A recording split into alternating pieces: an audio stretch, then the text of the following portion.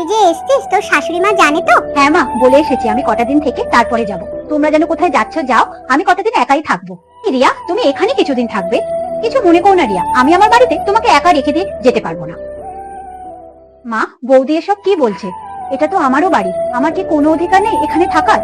মনারে, এখন তোর থেকে তোর বৌদির অধিকার আরো বেশি, তাই তোর বৌদি যা বলছে তাই শোন। ঠিক আছে মা, আমি আজ থেকে যাই, কাল যখন তোমরা যাবে তোমাদের সাথেই চলে যাব।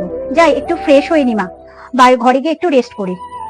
হ্যাঁ রিয়া, তোমার দাদার ছোট ঘরটা আমাদের খুবই অসুবিধা হয়, আর বিয়ের পর তো তোমার ওই বাড়িতেই তুমি সব থাকবে। যখনই আসবে মায়ের কাছে থেকে যাবে দুদিনের জন্য। আমাদেরও তো একটু প্রাইভেসি দরকার, একটু ভালোভাবে থাকতে হবে তো নাকি?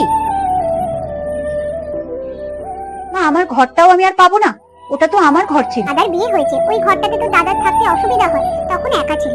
আর তোর তো মা বিয়ে হয়ে গেছে, তুই আর কবে আসবি? দুদিন পরে তো আসতেই পারবি না মা, তাই এলে নয় আমার সাথেই থেকে যাস। এই নিয়ে মা মন খারাপ করিস না।